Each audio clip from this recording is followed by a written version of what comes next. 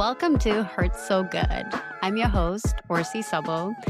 And on this podcast, we're going to be exploring with ultra athletes, endurance athletes, what it takes, not just physically, but more importantly, mentally, to do these long adventure races. What ultra athletes put themselves through is physically demanding and painful, but there has to be something on the other side that makes it all worth it.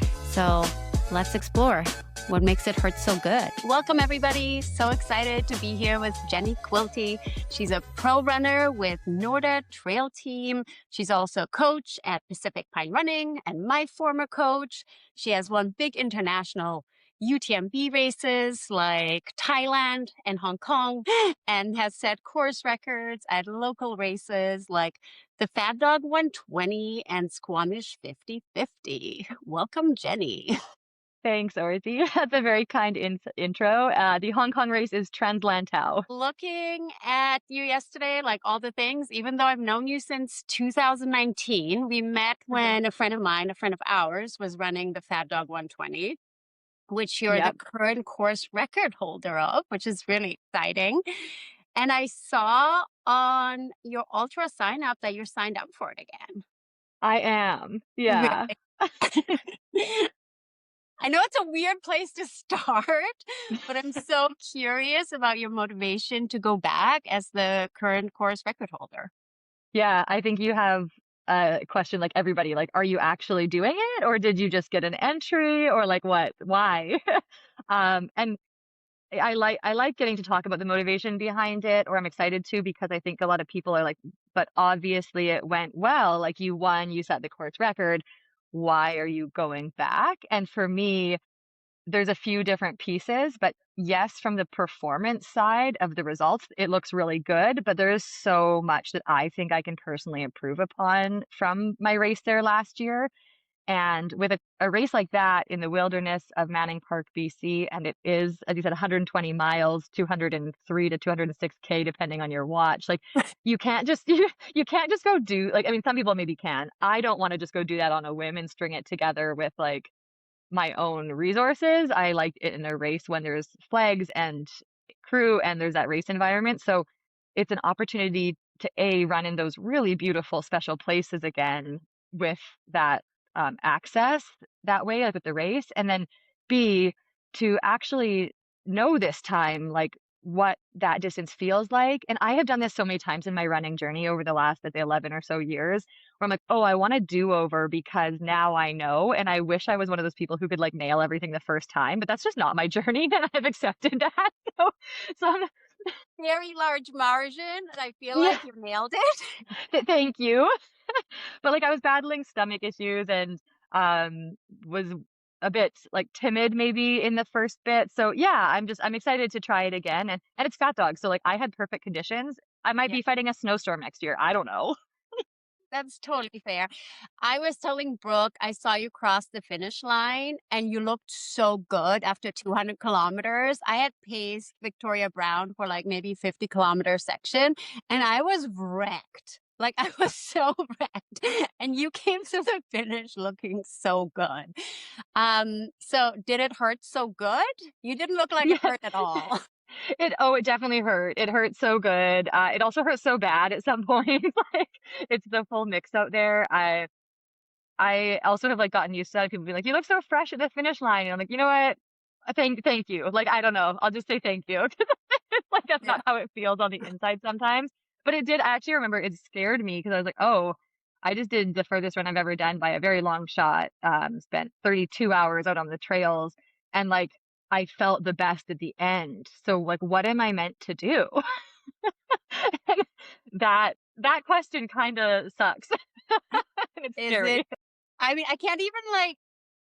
can't comprehend 200 milers. Like I know people run them, but I don't know. Is Cocodona next? Is that what you're thinking? The thing with the 200s for me is that like I don't love much of the terrain that they're currently hosted on. I'm a deep forest girl. Like I don't want to see where I'm running in front of me in the desert. Like people like the desert so pretty. I'm like, yeah, it is, but like I can look at it once and move on. And that's just my personal preference. Like I love just being out in the trees. I could have a run with no views. Like put me in the deep forest for 200 miles, I'd sign up tomorrow. But the ones that are closest to that right now, the courses, like I think it's would it be Bigfoot? But it's like out and backs of different sections after the fires and stuff. So I'm like, you know what? If something pops up, maybe Divide 200 in Alberta, like that is more appealing to me. So it's definitely there, and I just keep flip-flopping between um the mix of being able to go do a 200 that has a competitive field and is like, yeah, what we kind of see right now in the States, if I want to run that terrain or not, or if I'm just drawn to the mountains and I just go do that and see what happens. But then, yeah, it's a lot to invest in a 200-mile race, like for your whole season. And I keep filling my seasons with other things. So we'll see. Surprised to see Bad Dog only because I know you had an automatic entry into UTMB, and Mm. that's a hard mountainous race. And obviously has a bigger profile than Fat Dog. I love Fat Dog. I'm so excited to see you there. I'll be pacing George, so I know Yay. I'll see you at the finish. So super excited for me, selfishly, because I love seeing you. But why not choose UTMB, which is just has like a higher profile? Yeah, again, like, I think with the theme of your podcast, like diving into the motivations of different things, I think I will do UTMB one day. Um, it is such a different event in terms of energy. And again, I think there's this really interesting division, not division, but like there's the opportunity to take either path right now in trail running with these big, prestigious, like world renowned events that are, that's kind of seen as like our Super Bowl, as they say, or our Olympics of trail running right now is UTMB. And the style of running that is, like, again, I want to be there one day and I want to be there one day, but it just like it doesn't speak to my soul in the same way that going for a long run in the mountains does. And so I've definitely struggled with that back and forth, like internally, of as a professional in the sport, and if I wanted to purely focus on advancing my career or like my ranking or notoriety, that would be the right move. I honestly think I could go there and do relatively well given the type of terrain here I tend to do well on, and like the experiences I've stacked at this point with the distance and the different types of races I've done. But I also know I race best when I feel like I'm on an adventure and like my soul is being fulfilled by being out in the mountains. And that style of event where like truly right now, especially with all the racers starting at the same time, roughly, like there's different start times for like as the field moves out onto the course, but with everybody in the field kind of going on the trail at the same time, like you're in a line of people the entire way, whether you're at like, especially as a near the front female, you're in like, the first 200 spots overall with the men out there. And it's just, that's not my style of trail running. Like that, if I want that, I can show up to a 10K. Like, um, and I actually get a bit overwhelmed too by like the people on the sides of the trail screaming at you. So I'm like, I've already actually, yeah, talked to my coach. I'm like, if I go back, we're gonna use headphones. We're gonna like, have earplugs for certain aid stations because I just that's not like, yeah, that's not just like the style of trail running I've grown up with. So one day, but Fat Dog just makes me so fired up and excited for that silence in the mountains overnight and like crunching through the pine needles. Like I just, yeah, that makes me really happy. And so I've just chosen that. No, and it makes perfect sense. And it's a little bit like Ihor, I would say, right? He keeps choosing local things too, and Yeah. that's really Hmm. nice. And there isn't a ton of money to be made in trail No. running. So like choose whatever your heart. Yeah, I like Yeah. that. Yeah. Mhm. Thanks. And like, yeah, it's like, yeah, maybe you go there, have a great day and you get a 1 year contract out of it with some money. Like it's great. Like, and there's certain people who want to chase it even as like, as that, as their motivation. That's awesome. I've just think throughout the years with different opportunities that have come up, realized that like, that isn't what fires me up. And it'd be great if it was, but it's just not. Yeah, that's fair. I Mm. guess I only have like one sort of like other like career thing that I was thinking about with you. It's like I didn't even know Western states existed until you. Isn't that Oh, funny? The first time that's I quite ever sweet. watched Western States was in 2023 when you came 11. So like I just remember spending the entire day in front of YouTube and Russ just being like, "What's wrong with you?" And now he's like, if I'm ever spending a whole day in front of YouTube, he's like, "Is it Western States?" But before you ran it, I had like no idea what it was. And I didn't know how hard it was to get into it. And I didn't know how hard the golden ticket races were. Mhm. So I guess when you came 11th, I saw the next year, if you wanted to go back, you would just like go back because Mm. that's how fast you are. And you were 11th. And why wouldn't you get a golden ticket? Mhm. And I know you chased it the following year. What was it like? First of all, having that really big spotlight and so many people talking about you, and then the chase to get back there. I'd be really curious. Yeah, that's I think that was actually a really pivotal part in how I started to approach my racing and the decisions I've made in the last few years. Like that's definitely the longer story of the lead up to me being like, I can take these different paths, but what actually fulfills me? I loved racing states, and that means so much to me that you know of it because of me. Like, thank you so much for watching for almost 19 hours. Sorry. No, it If was I my go back, great it's gonna be pleasure. less. Yeah, if I go back, I'll at least have a little less time for you, I promise. I do wanna go back, like, that is one that race is so phenomenal, and it's really cool. It has that, like, local vibe, but a lot of big following and a deep field, but again, like, just, only so many people get in, and I think that keeps it really special. Not because obviously, like, I wish everybody could race it, and I wish everybody that wants to got to, but running in a smaller field just changes the race experience. And again, like coming from Canada, that's something I'm a lot more familiar with and really enjoy. So coming 11th, I was so happy with how my day went. Like I ran faster than I thought I ever could. And I think there's a lot of room to improve. Like I'm faster than I was then. And I would like to chase a golden ticket. But yeah, going from 2023 racing state and then going back to Thailand and DNFing, it was a really good opportunity to sit back and reflect and be like, what do I actually want and why? And when I got into states, it was in December of 2022 that I won my golden ticket. That whole next lead up, like almost the full year, was all about states. Like the style of running changed, where I train, like locally changed because you can't go do a hiking 3-hour summit in the backcountry if you're trying to run fast for 100 miles. Like you need to run. So, there's summits in summer that I was like, oh, I just don't get to do that this year. And that is fine when there's a focused goal. I think that's a really important part of a lot of top performances. But when it came up to like if I don't get a ticket in 2023 or early 2024, like am I ready to really just lock back into this same kind of chase? And I think for me that happened around the same time that I had switched to full-time coaching for a few years and was building like my business, and it had just been really busy and like everything felt so dialed. Like I remember having so many checklists that it was like not only just like my work to-do list, but then it was like this athletic checklist of like, I need to do these 10 things today to be at my best by this date. And it just felt so rigid, which again, like personally for me, isn't a way that I thrive.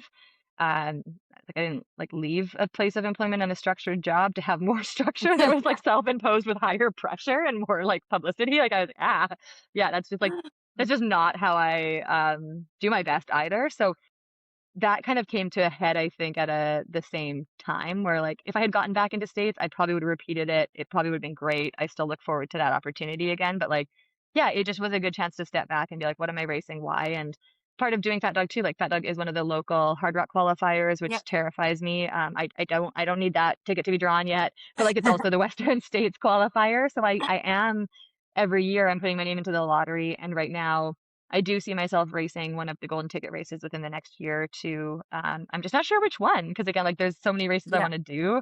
And I've been looking at traveling places other than the States. So yeah, I'm definitely curious about that. But coming 11th was like very celebratory at first, and I would say almost the further away I get from it, and like just that true recognition in that I can't just go back when I want to necessarily. Like then I'm like, oh gosh, 11 sucks. Yeah. Yeah. Like, I was I'm counting so pretending. fortunate and it sucks. Yeah. The easy way back, I mean, easy way back running fast at, coming 10th or something would have been great. But here we are. And but you've learned so much along the way, right? Yeah. And so states will be there. And like I've noticed just like paying attention to the golden ticket races, like you're in your like mid 30s, so you still got like time. But like there's women in their like 40s who are like getting golden like tickets. So you have plenty of time and you're just getting faster and faster. Like Thank you. like I Yeah. saw you on Vancouver halftime and I was like, what? Yeah. Thank you. Yeah. I just like, yeah, just PR'd my half this when was it? February? Like what month is it? I don't know. Um and yeah, like I think women do have the opportunity, and runners in general, if you're consistent. And like I didn't peak at my running in college. I was not doing this then. So there's Yeah. so much room for growth. And yeah, I see the women, who are setting that example for me, and I'm so grateful to be in the sport at a time when we're seeing that and the research is starting to be done on women and supporting our training. I can look at, yeah, I do think I'm starting to have that lens of like it's not going to be my peak and always progressing forever. I get that, but I'm not there yet, and I definitely don't wanna start acting like I'm not there anymore anytime soon. Like, we've got a solid 7 to 10 years, and I only started doing this at all 11 years ago, so, yeah, there's lots of room for fun ahead, I think. That's exciting. I want to take like a darker pivot. Not that it necessarily has to be dark, but you did mention the Thailand DNF, and I think Mhm. there was another one like at OCC, right? And those are like probably like the only things I've ever seen you DNF.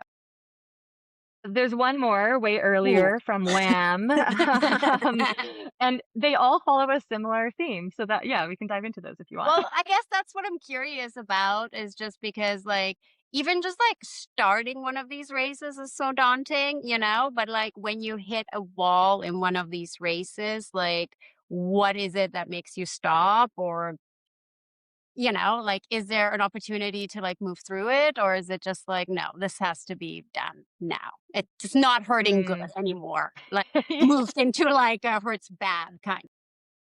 Yeah, for me, most of those have been like, this has the potential to have medical repercussions. I'm gonna stop now. Um, Thailand making that a little bit easier, where I was like, I had such significant chafing, and it was one of those things where like I had raced the year before in the exact same outfit for, obviously like way longer than I lasted the second year there. But the second year, it was way more humid with rain, so nothing ever dried that was on me. And the chafing was in the shorts region. I've talked about this many times. I'm not shy about it. It is what it is. Like it's basically like the underwear liner of the shorts, like cut into my skin because the course also changed, and we were on like sandier, looser dirt trails, like kind of scrambling down by waterfalls or climbing back up like with a hand in the sand. So there was just more sand and dirt kicked up. And it because I think my shorts never were dry with the humidity and then the rain, it just yeah, it just tore my skin apart. And it got to the point where I was like, okay, I'm only 100K in, and I can't move.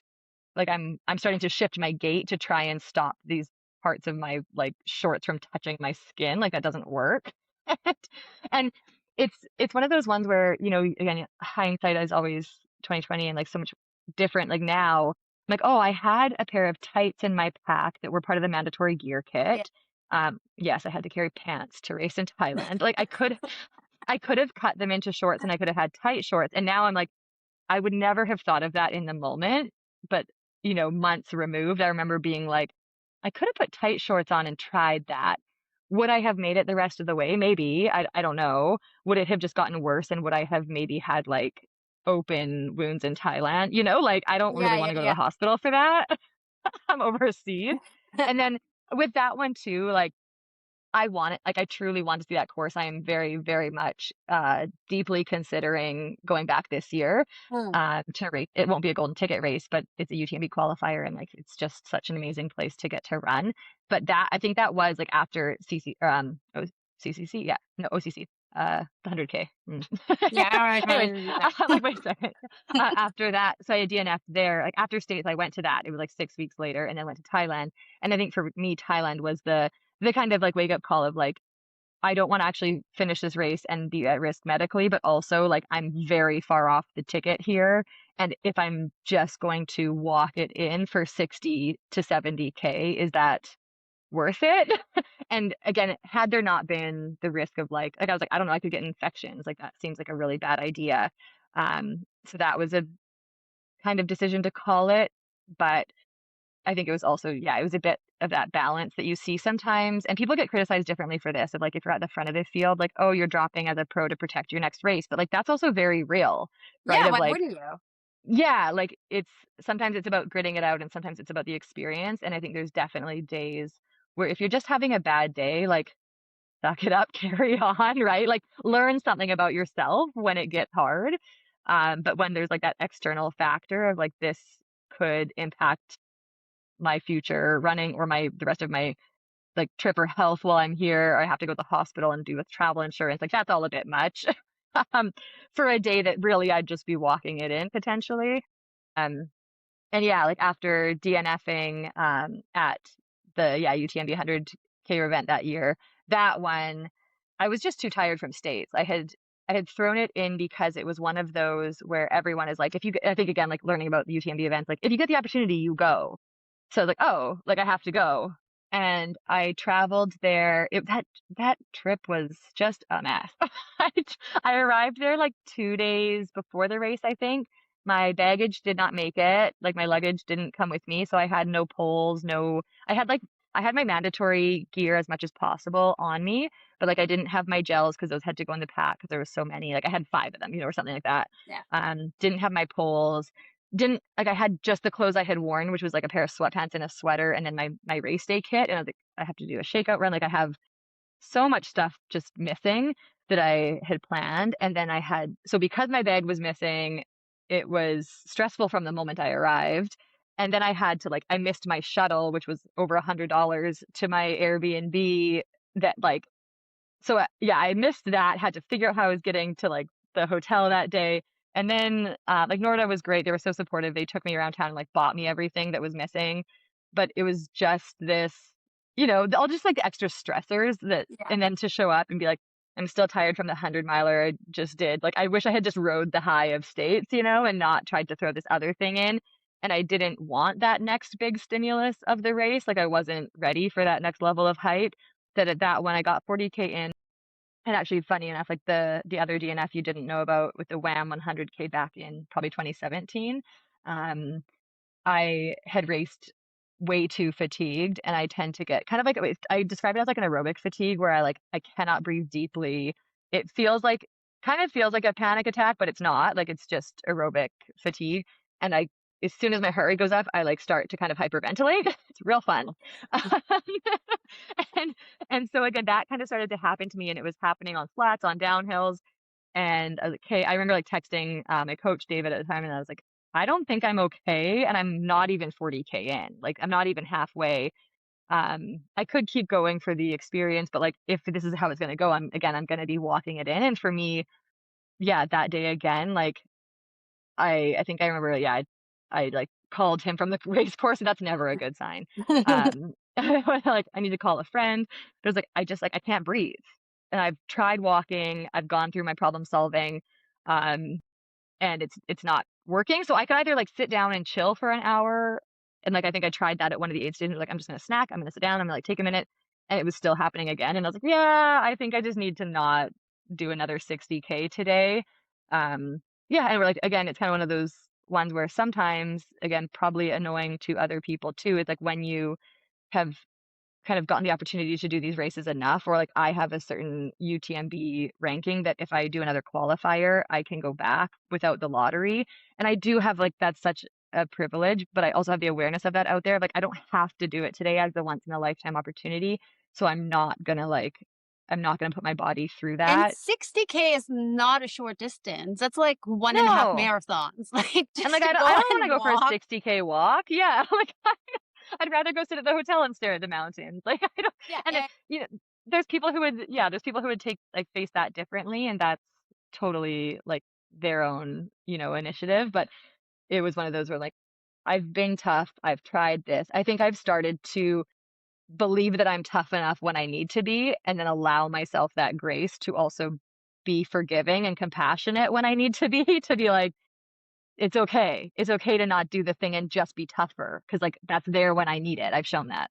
yeah, no, 100%. Also, I don't think there's anything wrong with DNFing. I was just No. curious. Mhm. I guess it's these were really physical things, but I'm sure in all the races you've done over the last 11 years, there've been mentally there've been times where you haven't wanted to continue or kind of given up on yourself, but then sort of regain composure and did finish. Like how do you talk to yourself? How do you get out of one of those negative headspaces to get yourself to Mm. continue running and not shuffling, you know? Because it's one thing Yeah. to just like walk it in, it's another thing to like regain composure and actually like Mm. run.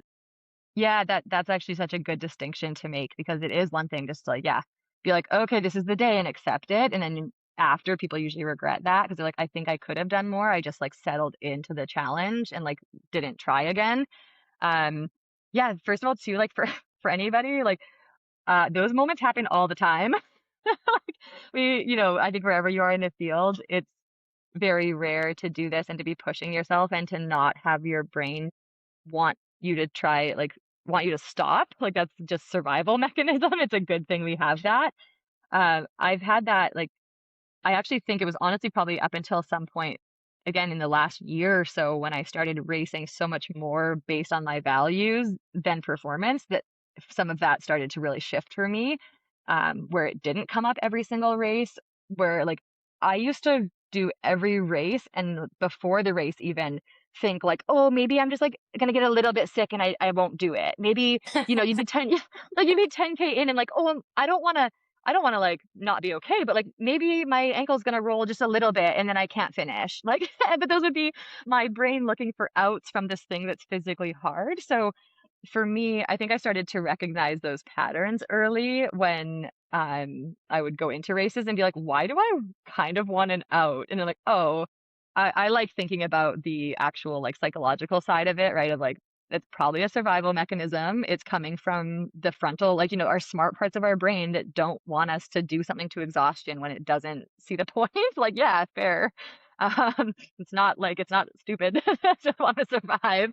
But I also think I have the perk, like, as a coach of working with so many athletes and seeing these things come up for other people that I like, that's it serves me, honestly, like, when I know that every athlete, every human thinks this way at every level of performance, and then that helps me both for myself and communicate back to my athletes that, like, we all do this, so you're not less capable because of it. You're not, like it's not harder for any one of us than somebody else. Like, I think obviously there's people who are born more optimistic or have different brain chemicals and those different things. But generally speaking, we are all fighting our brains in some way at some point. And so I think sometimes people think having a strategy or like planning how you're going to solve this when it feels fake is like not the right way to do it. I'm like, no, that's exactly what we do. A strategy is something you practice. It doesn't mean it feels natural or that it feels true right away. And that's what I've tried to hold on to of like I can tell myself in those moments, like you want to be here, you want to show up, like you love this. And sometimes it feels true and sometimes it doesn't. Yeah. But it keeps you moving through it. And when you start to do that in your training or in enough races, it starts to feel more quick to switch to that thinking, so more quick to, like, switch out of the negative thinking and trust it as a strategy. Just like if you're, yeah, running easy and you're like, "Oh, I wanna go faster," you start to shift your form, you start to breathe differently to support that movement. You do that for your brain just by talking to yourself differently and, like, sticking with that just as much a form of practice and training as you do the physical, yeah, it shows up for you over time, but it's never like those other thoughts aren't going to come up. Like I've started to feel them less and less because I'm so focused on the joy in my racing, but I'm absolutely still out there like experiencing the hard moments and my brain telling me like it'll switch from being like, "Oh, I don't want to do this race" to being like, "Oh, you suck at hills." And then because it always like it's the one thing I'm like my brain is gonna tell me every single time, and I'm like, well, guess what? Like brain, no one's passed you. You're doing fine. Or like even if they have, because that happens too, right? You have to be prepared for that of being like, okay, cool, we think this every time, and we still run the hill. Like so again, like you said, how do you get yourself to run and keep racing through it? Is like I can think something and I don't have to change what I'm doing because of it. Those are different things, and being able to see that is very important. And when in doubt, just like take more carbs. Last Yeah, note. but also like you're so good at hills. Thank you. My brain doesn't agree. I feel like anytime I've ever heard anybody talk about you, because sometimes your name will come up on like a podcast, like Free Trail, like whatever, everybody's always talking about how good you are at technical things. Like that is what people associate you with. So that's what I Thank you. associate. it. I think you're a killer at hills.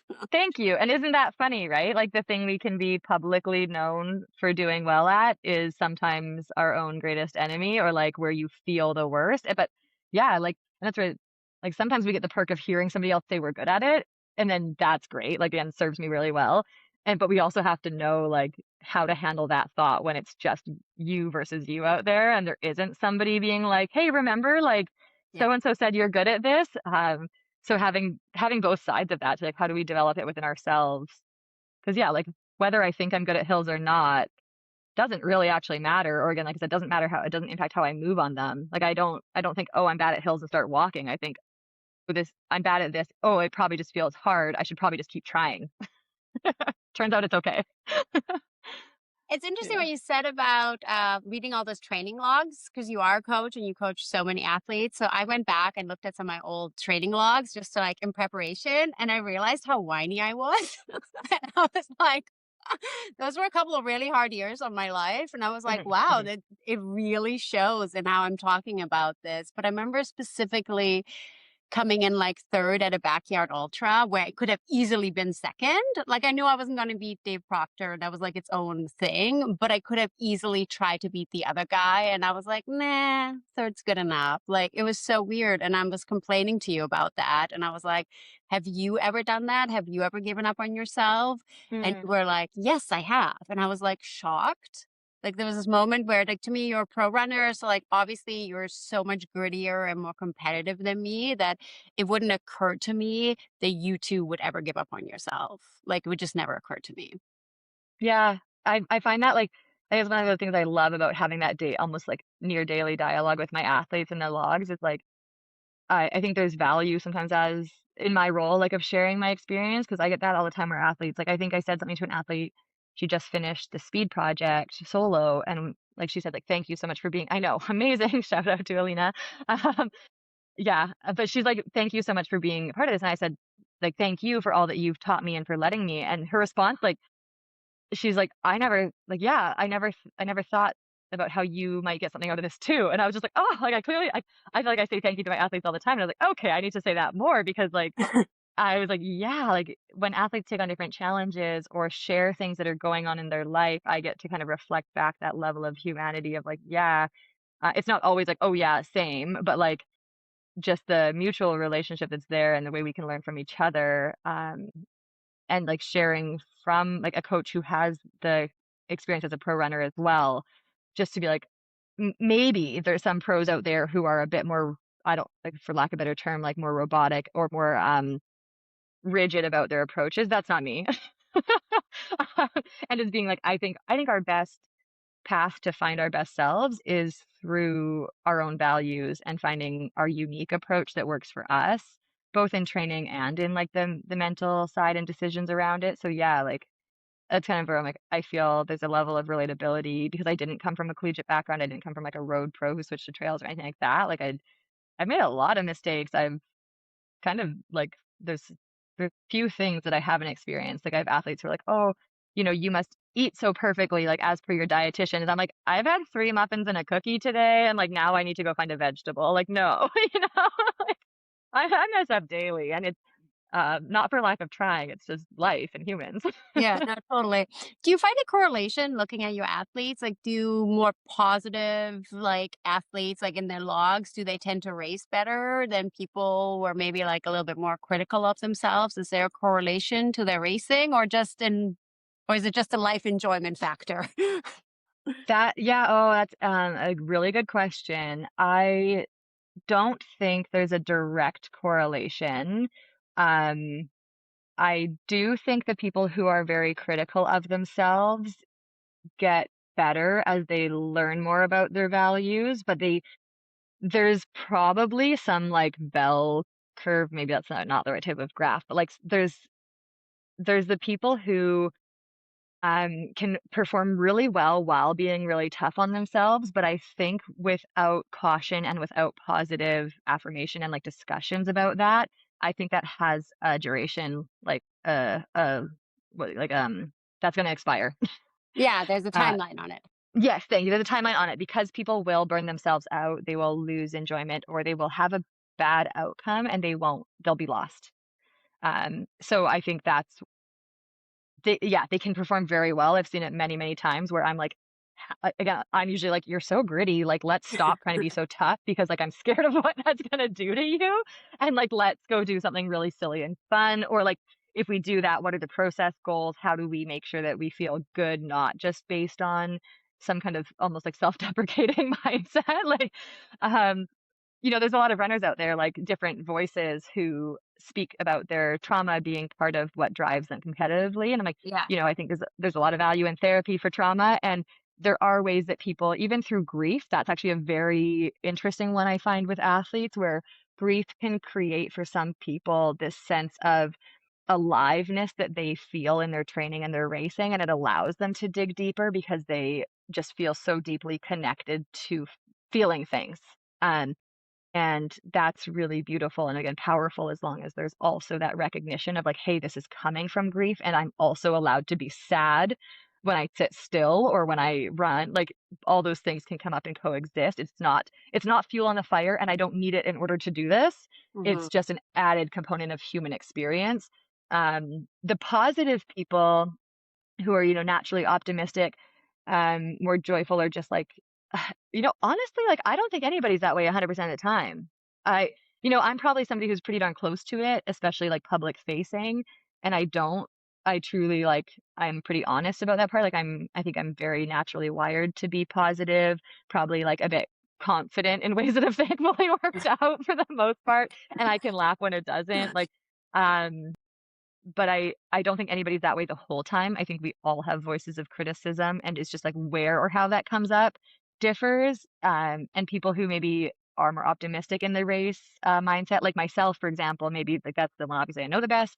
I have to remind myself that I can be a cheerleader, love what I'm doing, and try really hard. Like, Yes. when you're like, "Have you given up on yourself?" It's like, yeah, I have to remind myself I'm not actually just there to cheer on the other women that I'm so inspired by that are around me, like, I'm there to race them. And I can do both, and I can feel good about both. So it's, like, more of reminding myself to tap into a fierceness sometimes. I want to out myself. Like, I hate when people cheerlead you on course. You're like, "Tell me to work Buddy, harder." like, no, no. If you're at an aid station and somebody's telling you you're doing a good job, that's great. But whenever someone passes you and says good Mm. job, it's like the most irritating thing that could You would hate if I passed you then.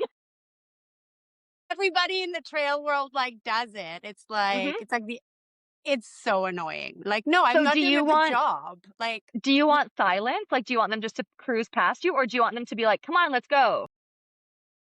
accept good job. Like, don't tell me I'm doing well as you're passing me. It just feels like That makes me feel really bad about this many times, like, oh, because, when I'm passing somebody, again, that's actually very interesting because sometimes it's strategy, right? Like, sometimes I'm not meaning to tear anybody down, but I'm like, "Oh, look, I'm talking while I'm passing you," so that they don't try to come with me, like, it's a gapping strategy of, like, if I can talk and they can't, I know they're not coming with me.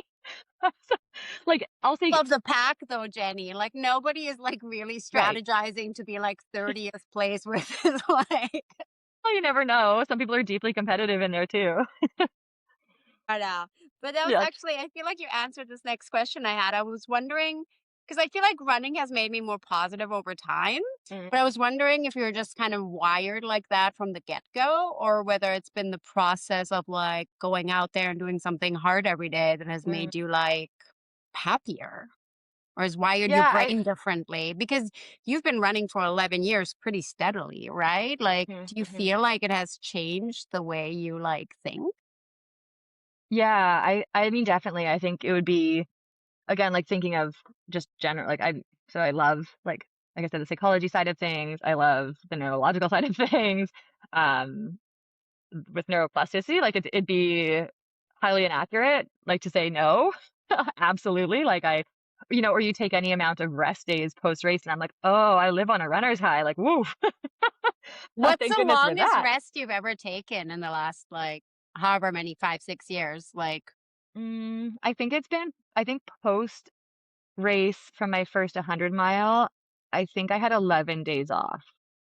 So I am, yeah, like I'm very fortunate, and I think I also do a lot to support myself. Like I haven't had big injuries.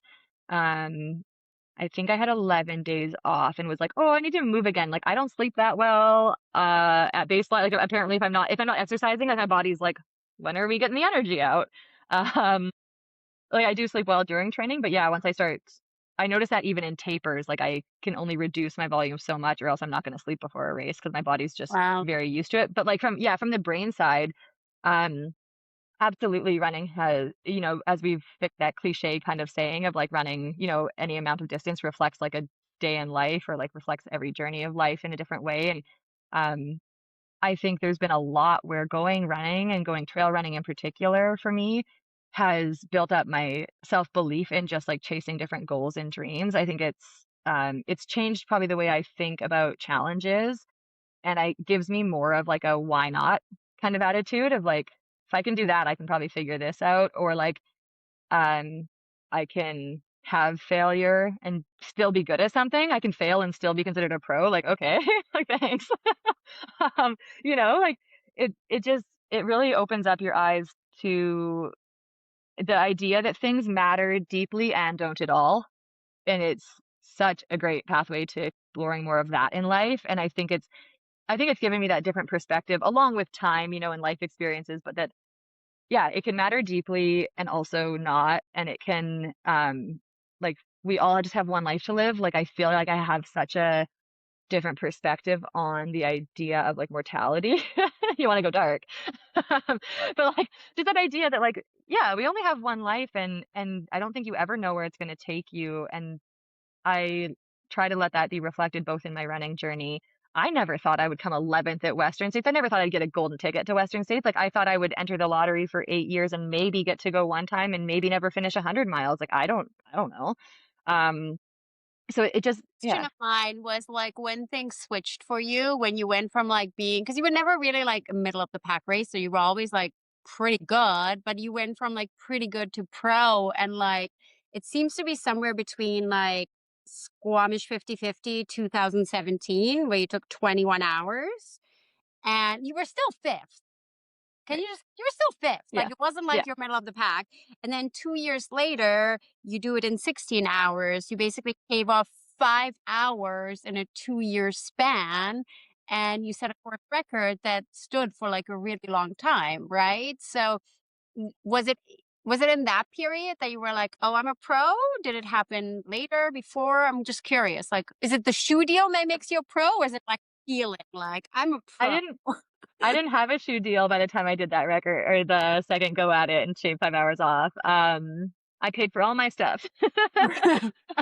Um, but no, I think that's an ever evolving concept for me. Like I recognize, like I am publicly recognized on the Norda Trail team. I run for an amazing brand that people want to be a part of every day. And um I I still am like, am I a pro?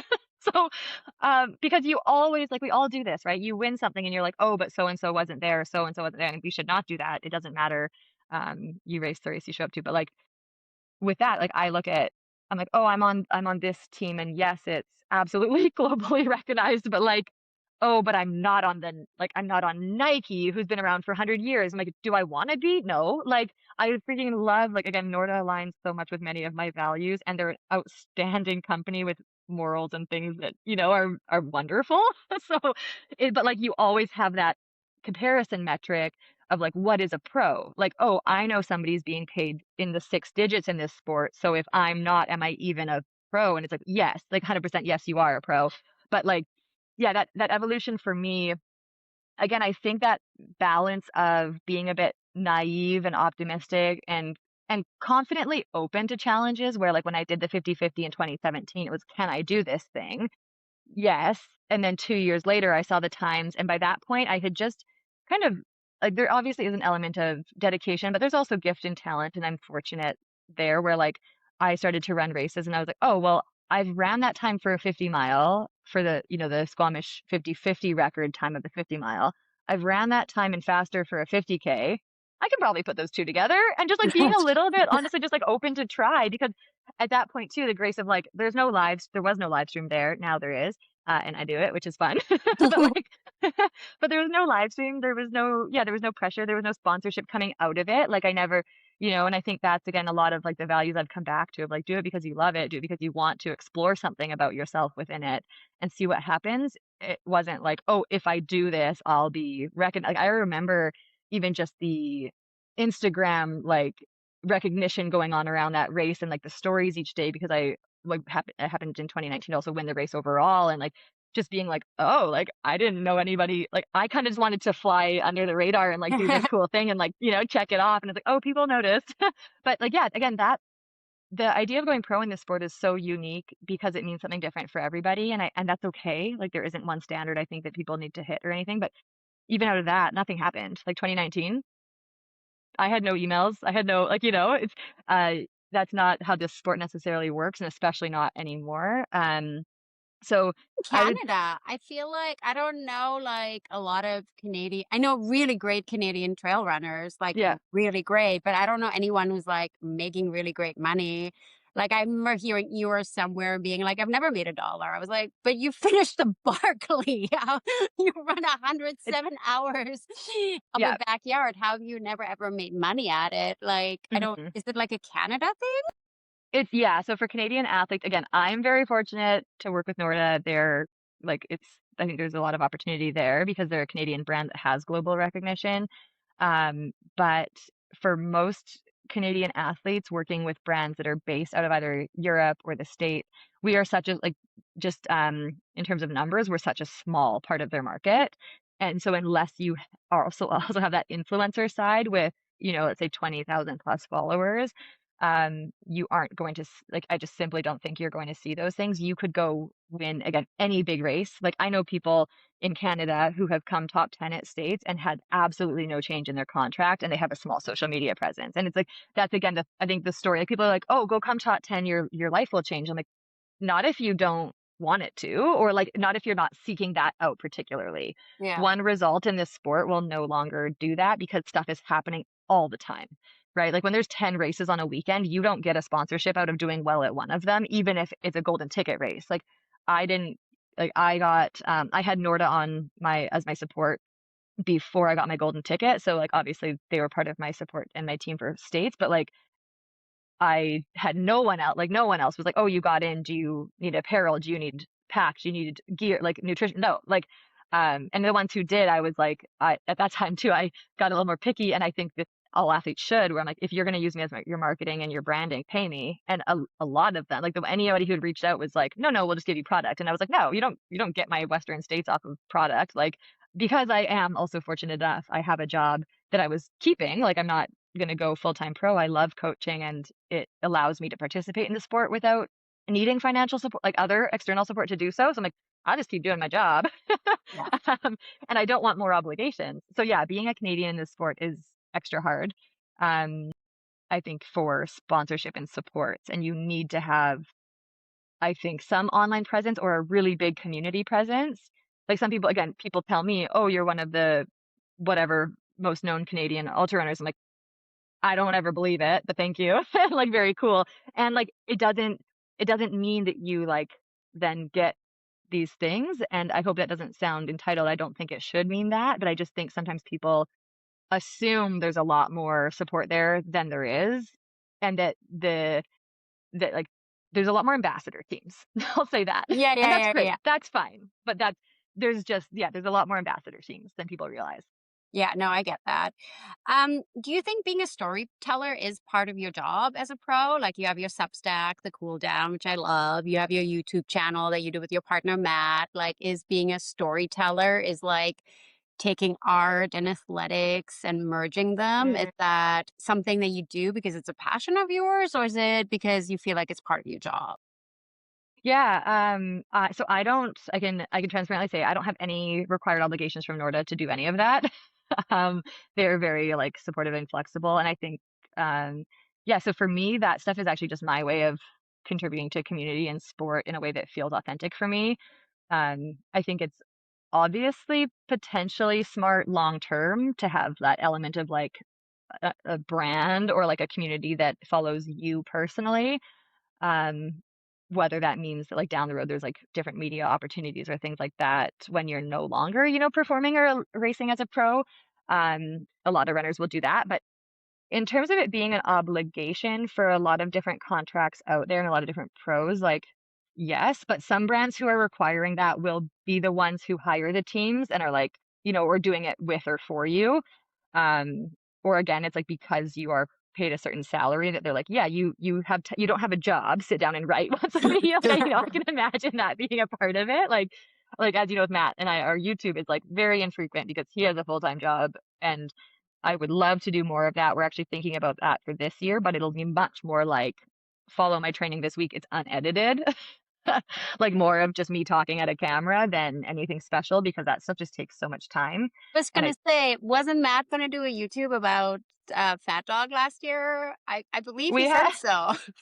we have incompleted videos from basically every race I've ever done. So yes, I am on him daily, and I'm always like, people just DM him and tell him he needs to do it because he hears it from me, but he's like, well, if you're the only one who wants it, like, cool, we'll get there. But if other people could tell him, that'd be great. Because yeah, there's a lot of footage. Specifically poking at him at Fat Dog. I was like, Please but do, I'll do it please again. do. I'll Yeah, slide into his DMs. I'll do that because he does really yeah. good. Like his videos are good. He does really really good job. Like I know he's really creative. So I think sometimes I have to be like, it doesn't have to be that level, like it can be unedited, it can be just a race clip. It doesn't have to be so cool.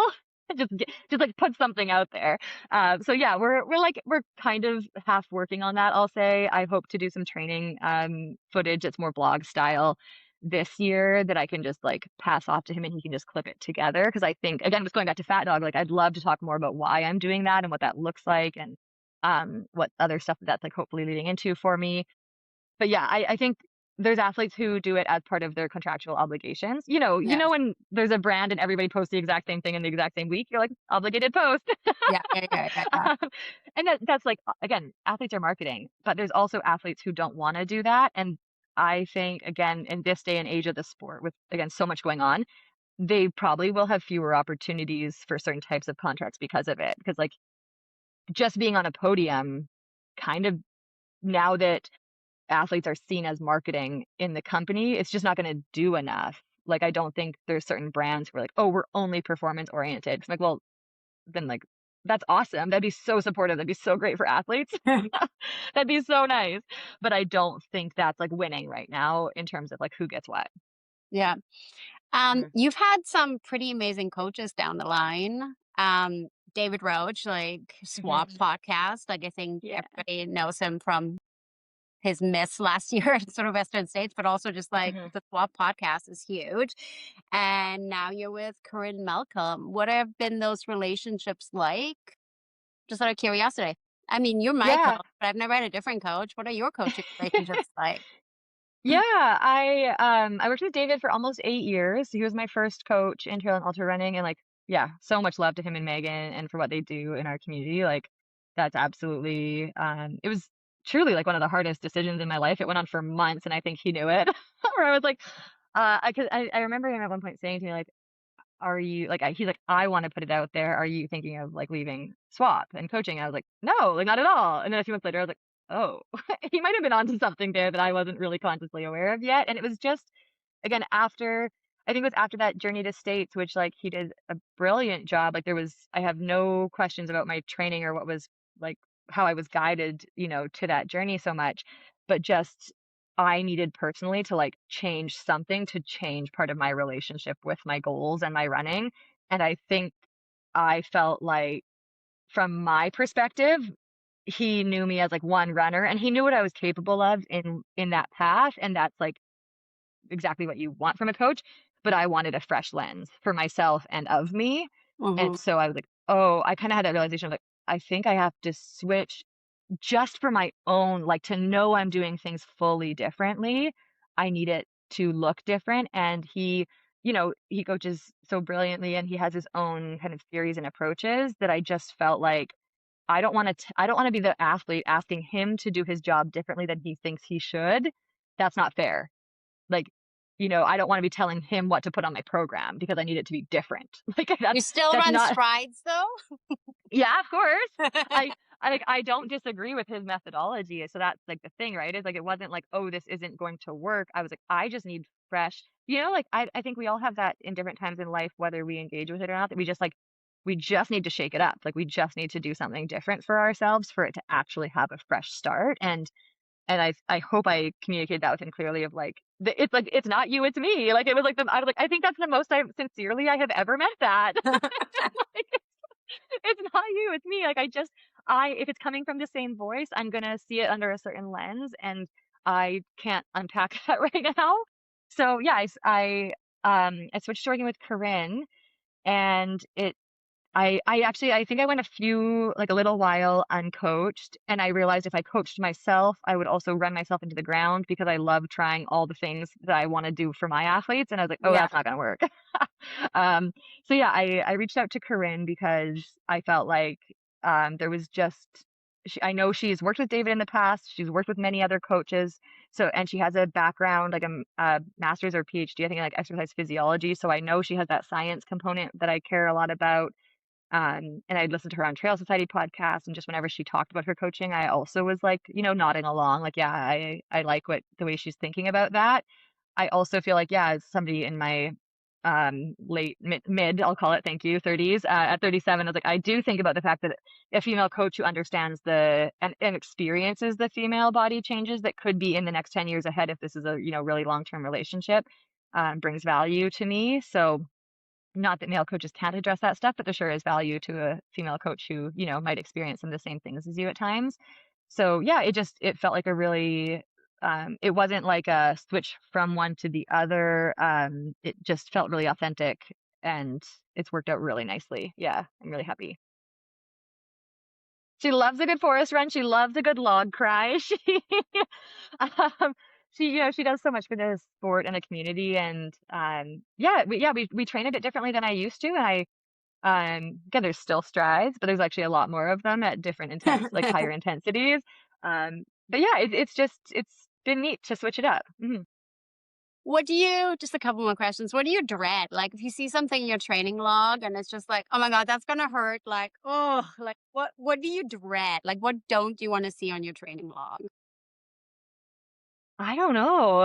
It's so funny. An athlete I was chatting with the other day asked me this, and I was like what workout do you dread? And I was like, I think I used to, again, dread them a lot more, and now I kind of don't, because I think it is that hurt so good mentality where I'm like I can see it and be like, oh gosh, that's gonna hurt, but I'm like, cool. Like I just have that side of like, you're always going out by effort in a lot of your workouts. I don't do like pace-based workouts, so there's that component where I've talked to myself 100,000 times off the cliff of like, that's gonna hurt. I'm like, well, all I have to do is show up and try. Um, so yeah, I think it used to be the threshold workouts where I had like I remember Corinne programming me like 5 or 6 by 6 minutes at 8 out of 10 effort. And I'm like, 8 out of 10 is so hard. So hard. Yeah. That's gonna hurt for all the minutes. But then, getting into it each time and I think allowing it to build that confidence where I'm like, that was okay. Like how cool. So that like just unlocking that side of being like, I'll probably get through it.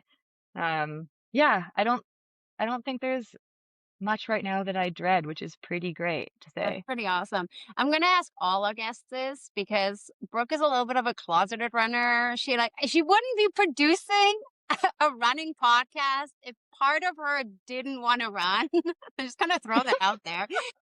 What would you say to somebody who's like wants to start running but still sort of dreads it because it does seem like to hurt in a not so kind way? Like it does, like going out for Mhm, a run isn't great. Most people don't think it's enjoyable. I think it's mhm, enjoyable, but I you can just want speak to for jump yourself, in bro. since I've entered the chat. Um, so, like, one thing you said early on was that there's a part of your brain that's like, this is silly. Like, why would I put myself through this? There's no benefit, there's no payout. I'm not chased by a lion and I'm not hunting food. Like, why? I feel like my whole brain is that. mhm, And I'm really interested.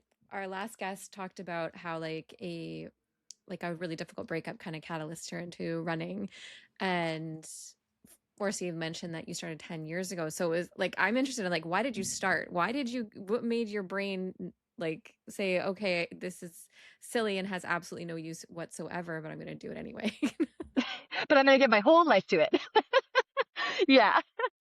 So I came into trail running during my undergrad when I found the Five Peaks series. I lived in Edmonton, Alberta. And then through that, people told me about ultras and running further. And I too was somebody who's like, I'm gonna do this 6K race. Why would I ever do the 12K option? Like they're just doing the same loop twice. Why, like I'm just gonna do the shortest one. That's awesome. Um, and then yeah, I got exposed to these people who were doing more. And what actually for me, it was the timeline of finishing my master's at UBC. And I had been such a structured, goal-oriented person of like, I go do my bachelor's, I do my master's, I become this, uh, all of which has changed. Like I did all those things and they all add value absolutely to, where I'm at now. But um, I think I had just seen that timeline. And when I finished school and was like starting my career as an occupational therapist, I was like, oh, well, what goal now? Like what? And so those seeds that had been planted of a 50K or a trail, like an ultra, it just, for me, it was just like, oh yeah, I don't know if I can do that the same way I didn't know where I could kind of go like through school. I should do that. So it wasn't fueled by I guess it was fueled by a major life transition, but it was just fueled by like again, a curiosity and this habit throughout my entire life so far at that point of being like directed towards a goal that had a finish line. And I was like, let's pick a bigger finish line of 50K in a day. Yeah. Brooke wants to do a half marathon. She put it on her Heck yeah. list of things she wants to do by the time she's 40. Yes. Okay. I have to make sure I'm getting this right. Amazing. Yeah. As a coach, where do you start? Yeah, Give I her think tips. again, So she runs this week. yeah, so that Brooke gets out this week. What I would say to anyone who's just curious about running and might want to, start building that routine is like, I think set your foundation for success as best as you can. So look at when you actually have time in your day, like do the objective work first. When are you going to go in the day and where do you want it to fit? Set that alarm and like just go out the door. Just go start.